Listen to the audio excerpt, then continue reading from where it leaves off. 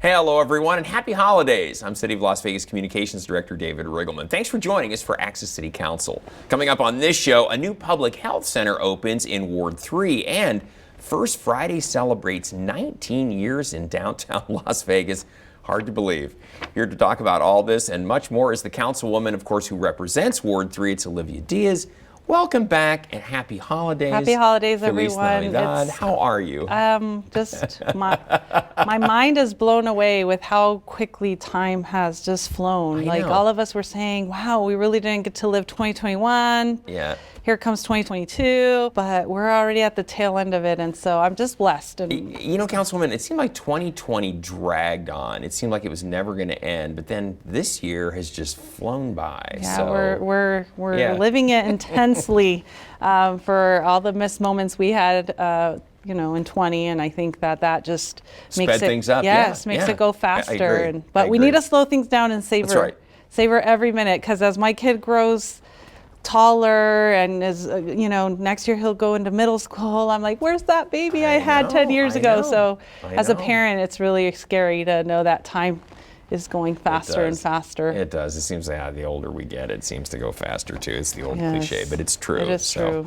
Now, Councilwoman, you know Ward 3 like the back of your hand because you're Well, I born and used raised. to, but then we just redistricted, I so I have know. to relearn my boundaries. Exactly, and that's what we're going to talk about here. You know, we just redrew the map. We're going to talk about why the ward boundaries changed, but this is what the map used to look like. But on December 1st, the City Council voted for the new redistricting maps, approved them. They went into effect on December 5th. So this is what Ward 3 used to look like, and this is what Ward 3 looks like now.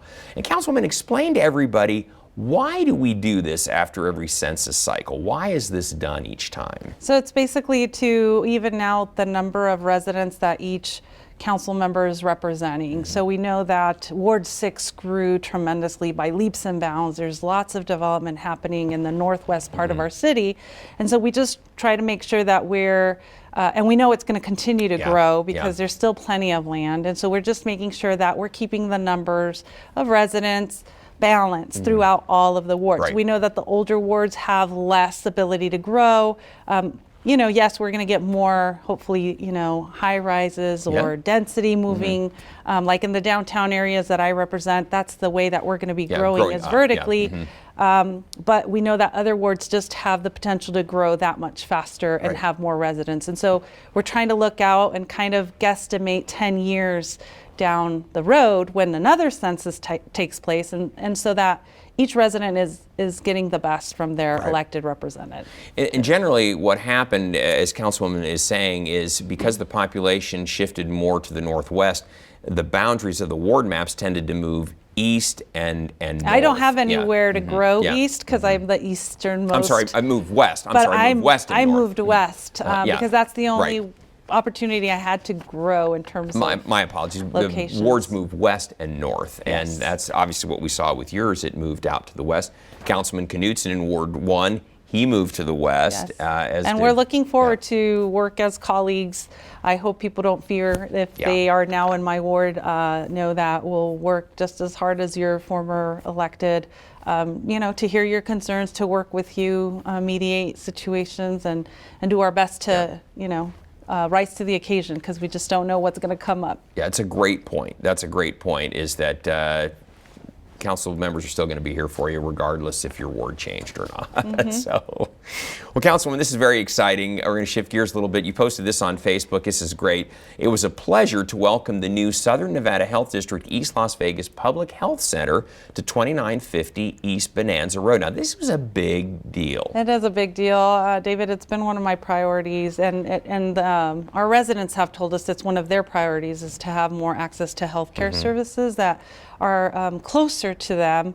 And so surveys have shown this, and I just want to thank the leadership of Dr. Leggen in hearing me say, kind of plead the case that we had this new health clinic that was going to be available if it was opportune for the health district to come and operate it. And it happened that they were closing down a location on Nellis.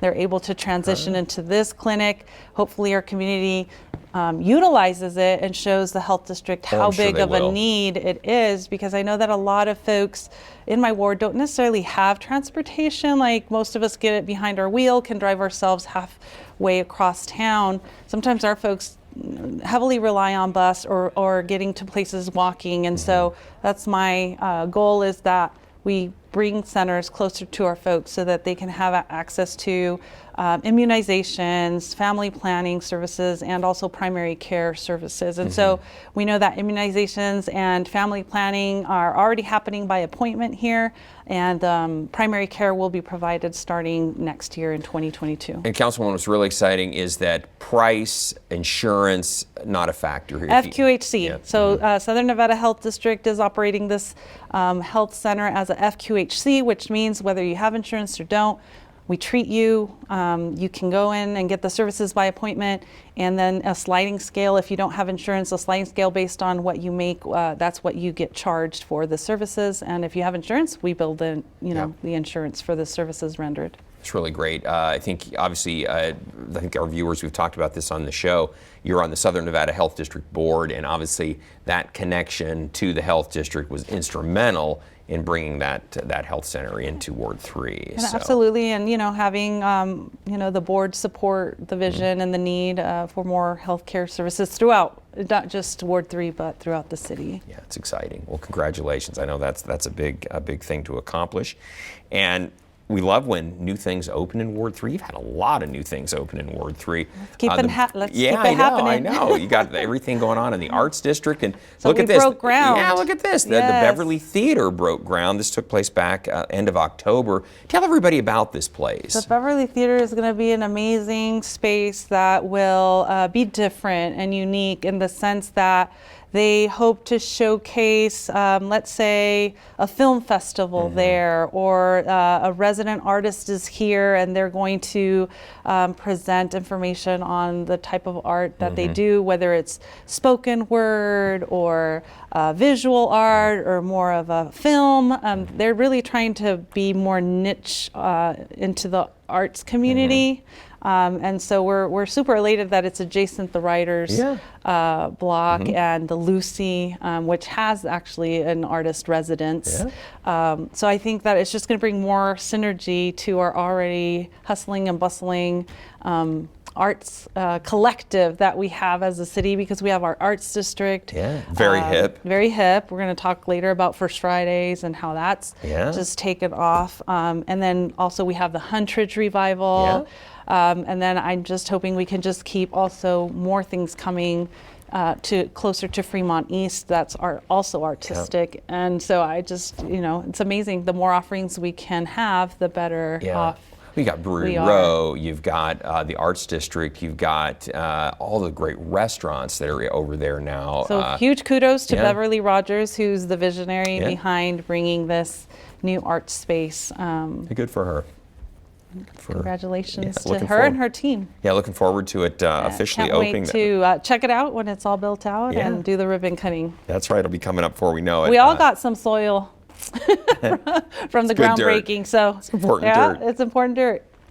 And Councilwoman, I love this too. You posted this on Facebook. You said it's been a busy and rewarding week delivering turkeys to the families of Ward 3, and you were very busy on this during the Thanksgiving season. Yes, look at the number of people that came to East Las Vegas. That's amazing. A very, very awesome time with our seniors who missed us. We missed them. It was awesome to be able to get back together, dance a little, have yummy food. I want to thank Arizona Charlie's, who's been an amazing sponsor for this event. I think 15, 16 years they've been supporting Ward 3. We didn't get to do it last year, we didn't get to do it, and our seniors, I also want to give a shout out to our CERT officers who were there, and I joked with everyone they didn't plan on having men in uniform dancing there as well, but we made that happen.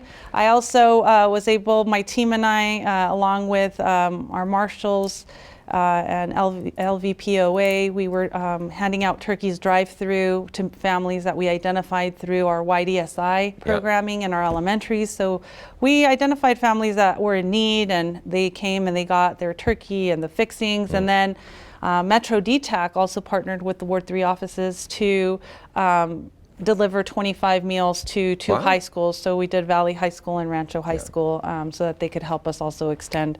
You know, sometimes paychecks are tight, families are going through a lot of stress in terms of financials, and just want to make sure that they can enjoy a nice family meal for Thanksgiving without having the stress of how am I going to make it happen. You're not familiar with the term. DTAC is Downtown Area Command, so it's the area command for Metro. Yes, so our Metro officers for Ward 3 on the downtown side were very supportive, and they were doing so many other folks, so they just reached out and said, who else could we support through you, Councilwoman? And I know they did folks like the Embracing Project and other community orgs, so that's great. Kudos to everyone who pitched in and made this holiday season the best it could be. Well, if you're having turkey, you got to have some dessert too. So you had the pumpkin pastries to seniors in Ward 3. Well, I get hungry, thinking about this. Well, we because knew that. Pumpkin pastries are, it's like that rounds out the holiday, right? That's if you're a pumpkin lover like you and I. Yeah, right. I love pumpkin flavored things. So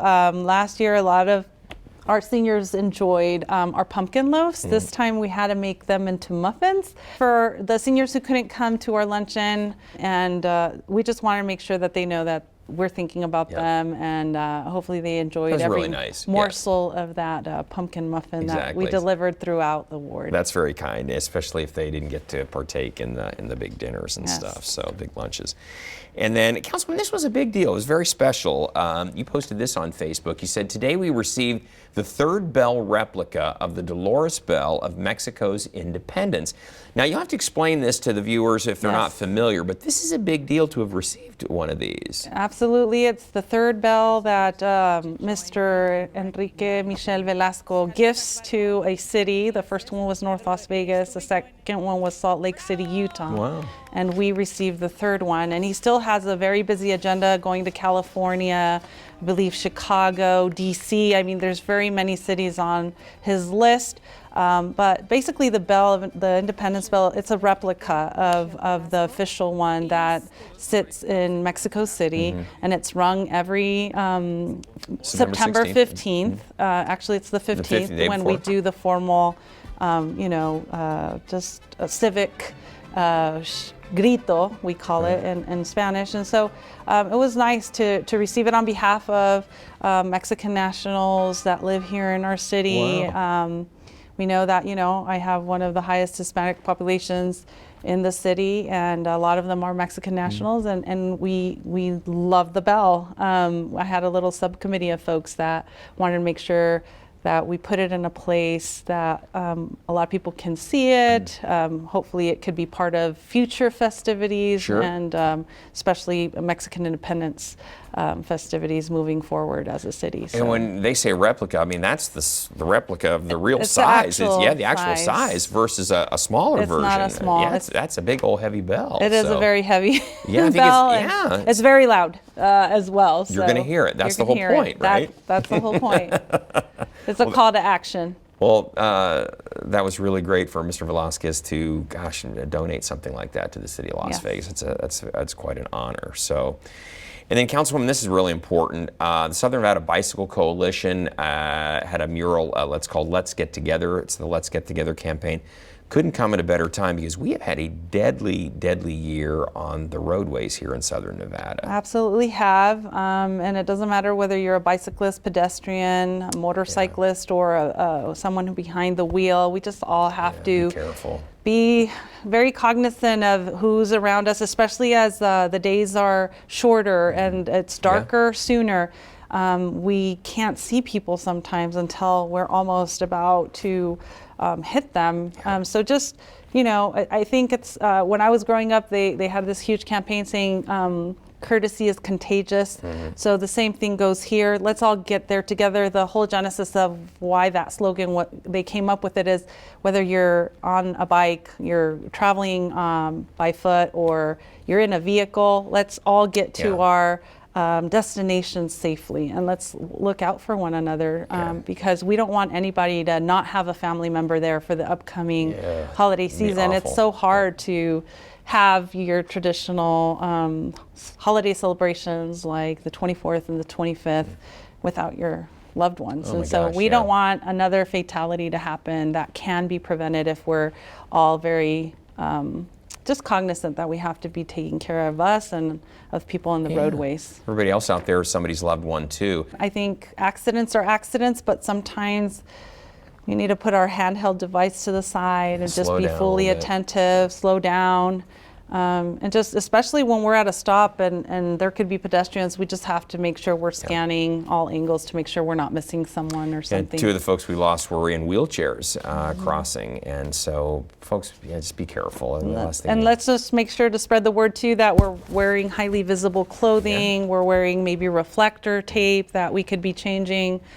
So if you're someone who has to walk or bike, just make sure you're putting those life-saving mechanisms or just visible things on you so that the lights can be reflected off of you in a very dark, we have dark streets, and so just make sure to stay safe out there. Great advice, great advice. And just in time for the holidays, Councilwoman, December 17th, the Winter Wonderland coming to East Las Vegas. Yes, well, we don't get a lot of snow, and so, you know, we don't have a ton of ice rinks close to our folks in Ward 3, so we wanted to bring some holiday cheer your way at our neighborhood East Las Vegas Community Center, and so I hope that you'll all come out and enjoy the festivities on December 17th. We're going to have a lot of fun, so come and join and bring your kiddos. That's great. It'll help get you in the spirits. We've had such a warm fall. It was a very warm fall, and then now we had winter arrive all of a sudden. Yeah, just one day, boom, and just all of a sudden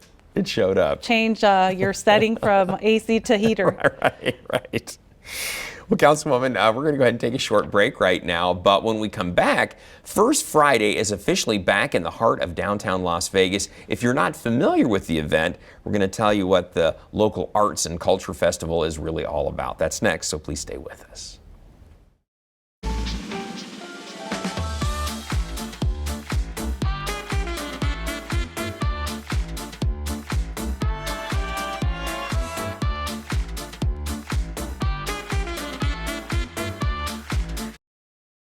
Welcome back, everyone. First Friday in downtown Las Vegas is celebrating 19 years of local art, music, food, and community. And with us today to talk more about the festival is Corey Fagan, Executive Director of the First Friday Foundation. Corey, welcome. It's a pleasure to have you on the program with us today. Thank you for having me. It's a pleasure to be here. I'm excited. Corey, I was telling the Councilwoman before we started the segment, I can't believe that it has been 19 years since First Friday first started. It seems like just yesterday. It was a big deal when it kicked off, and it's just gotten bigger over the years, Councilwoman. I remember going to the very first few years of First Friday, but if you compare to where it started and where it is now, just kind of walk us through the transformation, Corey. What have you seen in these last 19 years? Well, I haven't been around for 19 years, but I do know the stories, and it started on Colorado Street, just a small strip. The very first Friday, I think, had 14 people who came out to it, and it was started by Cindy Funkhauser, who owned the Funk House down off of Colorado, and her and 3 other ladies, I think, started the entire First Friday, had an idea of wanting to bring people together and celebrate art and just get people to come downtown. And of course, the artists were already doing what artists do down here in the Arts District. And I even believe, after just watching a documentary, that it even started down on Maryland Parkway somewhere across from UNLV and kind of migrated towards where we are now in the Arts District 19 years ago. So if we're going back that far, and you fast forward, I've been with First Friday for 10 years now. And we just continue to keep evolving and growing, celebrating creativity in our community, art and culture, and bringing people together in an inclusive and, you know, just peaceful environment that's really quite special for our local community. It is, Corey. It's just flat out fun too. For those who maybe have never been to First Friday, they're not familiar with the event, Walk them through it a little bit. What is it? What goes on, and what can people expect if they come to First Friday? When you come out to First Friday, we have usually anywhere from 15 to 30. It just depends on how big our footprint is at the time. Food trucks, gourmet food trucks that are out at the event, so you can grab a bite to eat. And those are small local businesses that we're supporting by having them out at the event, so people can grab a meal and then kind of start to walk through the art walk. And we have usually anywhere from 65 to 125 local artists that are out celebrating their creativeness, whether it's through canvas art or acrylic, oil. We have glass blowers and just different types of jewelry makers and all different types of things that are made by hand out there at the event, so people can go kind of walk through the art. And then we have different musicians, local musicians that are popped up on the corner. It could be a saxophone player on one corner and a violinist on another. And then our stages, the city of Las Vegas donates or sponsors their stage 6 times a year, so we see local bands that come out, that we take them out of their garage and bring them out to gain their confidence. Students that are young and just evolving and growing get to perform on a stage in front of people and grow their confidence in their craft. And it's quite amazing. One of my favorite stories is when a young artist, you're pushing them out on the stage, or they've never set up before, their paintings or whatever, and now they gain their confidence. And we have one girl, Megan Barker, who's on our website, who now just cut a record in Nashville, and she lives in Nashville, but she started out at First Friday. And then other artists who open up galleries, food trucks or come out in tents and now have a food truck. So it's just about supporting those local artists and artisans in all of those genres and watching them evolve and grow and giving that platform for them to do so, and our community to come out and support them, of course. And Corey, Councilwoman mentioned the new component coming is now a farmer's market too? Market's coming so I want to hear soon. about that too. What do you have cooking? That's so exciting. We've been talking about this for a long time, Councilwoman. Yes. And we have now started in October. We are doing the 2nd and 4th Saturday in the Arts District, a farmer's market for our own downtown community. Everyone who lives here in Ward 3, everyone who lives downtown in the 18B Arts District, to just be able to walk, bike. They don't have to get in their car and drive. They get fresh food brought to them from local farmers. Our farmers come from Kingman, Arizona, Mesquite, Pahrump, just everything you would expect to find at a lovely farmer's market. We partner with Fresh 52. And then we have some crafts out there as well, some handmade, crafts and things like that. But healthy food, chef demos to teach people how to take that healthy food home and make a meal for their family that's delicious and good for them. And it's just easy for them to get these fresh foods. So that's something that we've been working on for quite some time, to bring this to the community. And it's going so well that in 2022 we will be having it every Saturday, not just the 2nd and 4th. And we've expanded to 3rd Street with the city of Las Vegas. So we'll have a farmer's market down 3rd Street as well, in front of Art House Theaters. You guys know the beautiful promenade that the city was able to create. Now we will actually have some amazing programming happening on a frequent basis, and I'm just ecstatic that we get to use the space in that way. And it also has a mini stage, Corey, so maybe eventually you can tie in some bands coming to play. We always have music out there. We have local, Indie Genius puts on our stage during First Friday. They help with gathering up all the local musicians, and then DeBlanc Music has students that come out, and Las Vegas Academy has students that come out. So we see all these beautiful students come out, especially on the farmers market, and again gaining their confidence and just singing and dancing or doing theater, whatever it might be that they're doing. We're also going to have kid activities and art activities at the farmers market, things for people to hands-on and get creative and do.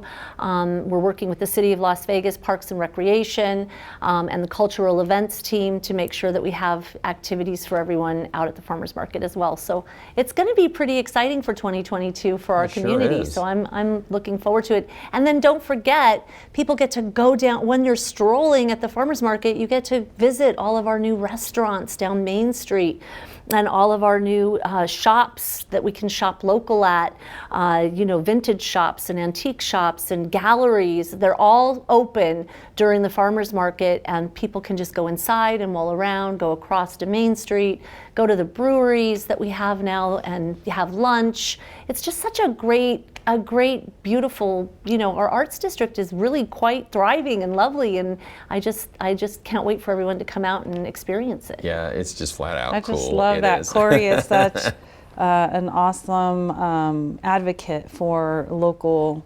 businesses, right? And you can tell her passion for community and bringing everyone together and making sure we're supporting all of our artists, all of our small business owners, and keeping our dollars here with, because small businesses are hard to keep afloat, and we know, especially with the pandemic, they took a tremendous hit, and so it's time for us to, especially as we're shopping around for the holidays and we're thinking about gift giving. I love that she highlighted shop local, go to these smaller mom and pops places so that we can keep them going, and so that we can keep them around and enjoy of everything they offer to us. It's certainly been paying off, no question about it. Arts District 18B has been just flourishing and growing, and we want to keep it that way. Corey, we're just about out of time. Real quickly, obviously, first Friday, the big event takes place the first Friday of every month as the sun goes down. And then recap one time real quick for us on the farmers market again. Farmers market will be every Saturday, but right now it's the second and fourth Saturday of every month in the Arts Factory Cobblestone area currently. Awesome. Yeah. All right. Yep. And first Friday's 5 to 11. It's free to the community. It's a great event. And the farmers market will go every Saturday starting in January. We're hoping for January 8th. It will be every Saturday starting in January. Yeah. That's awesome. Yeah. Well, Corey, a pleasure. Thank you so much for being on the program, sharing all the great information about First Friday with us. It's always great to hear. It's exciting. Again, I am just blown away that what it's grown into over these 19 years. That's been something to see, and it's a lot of fun. We had 24,000 people out at the event. Yeah, there you go. Yeah, last month. Not bad. So that was pretty exciting. Yeah. Wow. Yeah, so next time you're going to have to tell us the tips and tricks of how to get into it. I know, right? All right. Well, Corey, great work. We'll have to have you back in the future with an update on how things are going with the farmers market and everything else. But thank you so much. And thank you for all that you guys do as well. It takes a village. Yes, and thank you. Happy holidays to you. And folks, we want to tell you out there, we always want to hear from you. So if you have something you want to share with Councilwoman Diaz, you can find her on Facebook and Twitter, and of course Instagram too. You can also contact her just by picking up the phone. We still do that around here, 702-229-4623, or send her an email. Her address is odiaz@lasvegasnevada.gov. And she or one of her great staff will get right back to you. So, well, Councilwoman, that show goes by quick. It always does. But I guess I'll see you next year, so to speak. 2022. So, great show. Happy holidays to you and your family. Happy holidays to you and your family, David. Thank you so much. I really appreciate that. And the same goes to everyone else out there. And to all the families in Ward 3. Exactly. Exactly right. And folks, we ask that you don't miss our next show beginning on December 23rd with Mayor Pro Tem and Ward 4 City Councilman Stavros Anthony. You can now catch all of our KCLV shows on Apple TV, Roku, and Amazon Fire. Also, watch for our QR code at the end of this show to subscribe to our newsletter. And don't forget, you can also watch us live on the internet at kclv.tv. Thanks for watching, everyone. We'll see you next time around, and happy holidays.